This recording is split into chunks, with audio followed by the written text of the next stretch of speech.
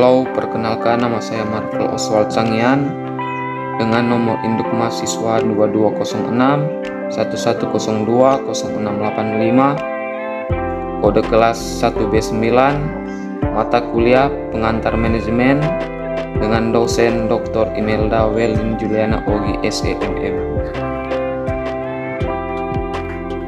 Pada kesempatan ini saya akan memaparkan materi tentang menjelaskan fungsi pengorganisasian.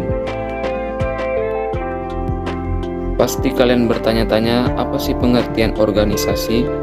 Berikut saya akan memaparkan pengertian organisasi.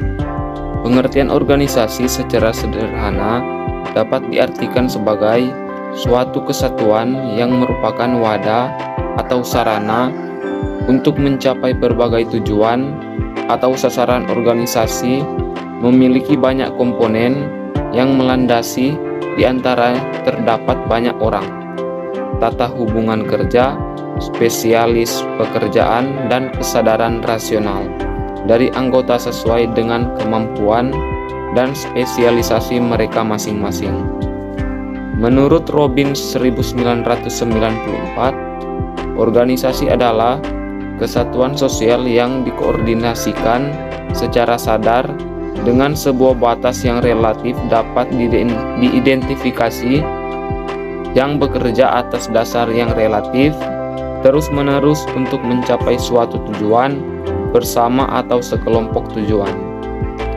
Berdasarkan pengertian di atas, dapat disimpulkan bahwa organisasi adalah suatu wadah yang terdiri dari unsur manusia yang saling bekerja sama dan saling menguntungkan untuk kepentingan bersama dalam pencapaian tujuan organisasi. Berikut ini beberapa tujuan pengorganisasian. Yang pertama, membagi pekerjaan yang akan diselesaikan menjadi pekerjaan dan departemen tertentu.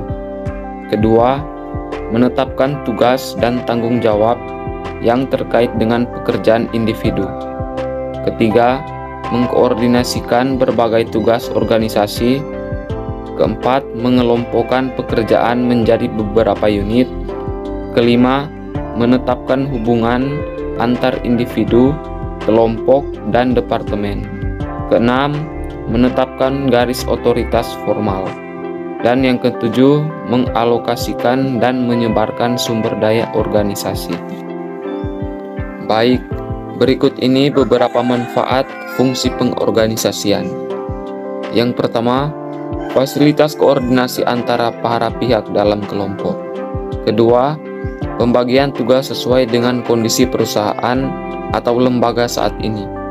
Ketiga, semua orang tahu apa yang sedang dilakukan. Keempat, pemantauan menjadi lebih sederhana. Kelima, memaksimalkan manfaat spesialisasi. Keenam, efisiensi biaya. Dan yang ketujuh, hubungan antar individu menjadi lebih harmonis.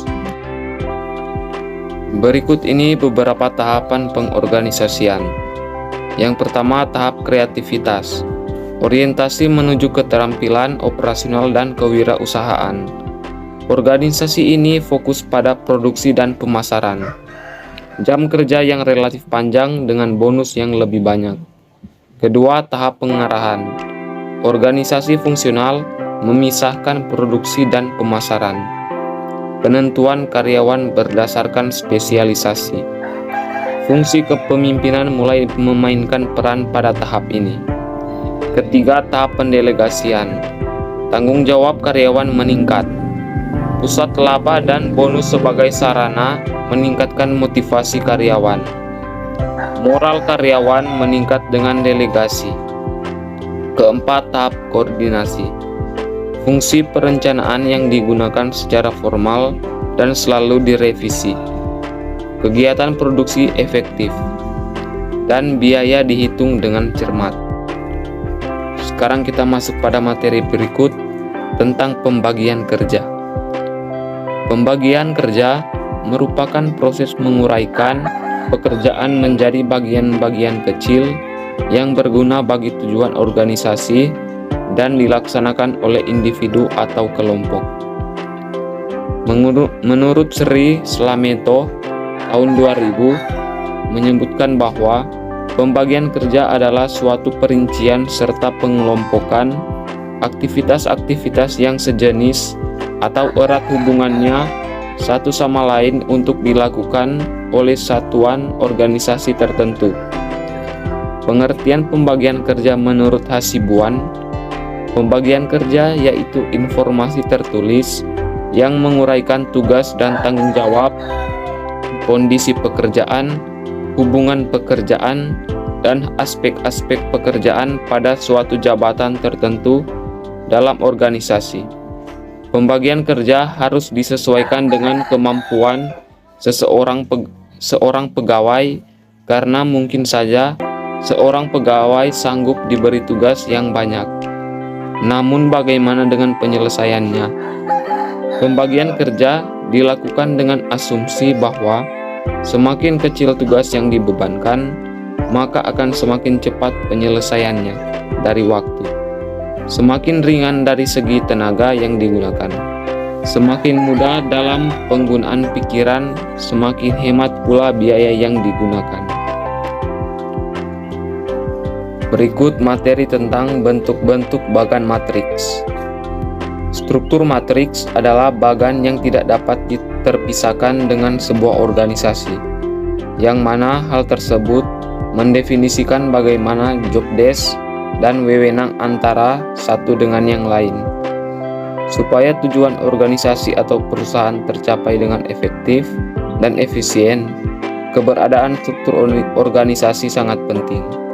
Struktur organisasi merupakan hierarki agaris atau kerangka bertingkat yang memuat suatu gambaran dari susunan bagian posisi, fungsi, dan hubungan komponen di dalam suatu organisasi, badan usaha atau perusahaan secara formal. Struktur matriks organisasi juga memuat keterkaitan alur kerja, sistematika pelaporan, sampai komunikasi formal antar individu di dalamnya. Pembagian tersebut terlaksana berdasarkan fungsi dan kedudukan setiap orang yang ada di dalamnya. Keberadaan susunan tersebut memiliki tujuan, yaitu agar aktivitas atau kegiatan sebuah organisasi atau perusahaan dapat berjalan secara efektif dan efisien. Berikut ini organisasi proyek dan matriks.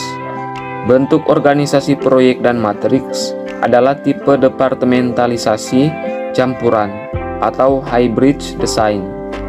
Struktur proyek dan matriks bermaksud untuk mengkombinasikan kebaikan-kebaikan kedua tipe desain fungsional dan divisional dengan menghindarkan kekurangan-kekurangannya.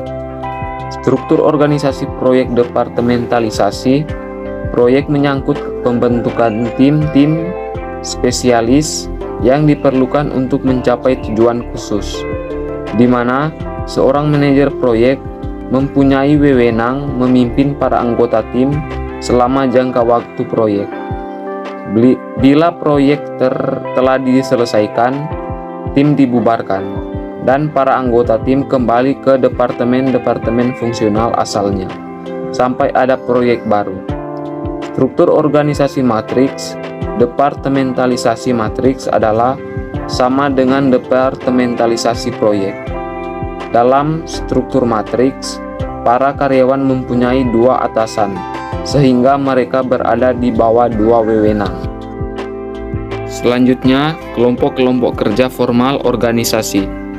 Kelompok kerja formal adalah kelompok kerja yang dibentuk atau disusun secara resmi oleh manajer, di mana kelompok kerja tersebut diberikan tugas dan pekerjaan yang terkait dengan pencapaian tujuan organisasi. Dapat berupa kelompok kerja langsung, kepanitiaan, dan kelompok kerja temporal atau khusus. Kelompok kerja formal adalah suatu kelompok yang sengaja dibentuk untuk melaksanakan suatu tugas tertentu. Anggota-anggotanya biasa diangkat oleh organisasi, tetapi itu tidak harus seperti itu pada setiap kasus. Sejumlah orang yang ditetapkan untuk melaksanakan suatu tugas tertentu merupakan bentuk dari kelompok formal ini. Contohnya komite atau panitia, unit-unit kerja seperti unit bagian, laboratorium riset dan pengembangan, tim manajer, kelompok tukang pembersih, dan sebagainya. Selanjutnya, kegunaan dan kerugian panitia dan organisasi formal. Kegunaan: meningkatkan penerimaan, memperbaiki koordinasi tempat latihan bagi manajer, penyebaran kekuasaan, menghindarkan konsekuensi-konsekuensi yang tidak menyenangkan.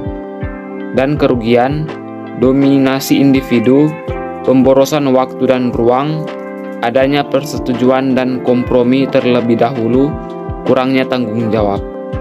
Organisasi formal adalah suatu organisasi yang memiliki struktur yang jelas, pembagian tugas yang jelas, serta tujuan yang ditetapkan secara jelas.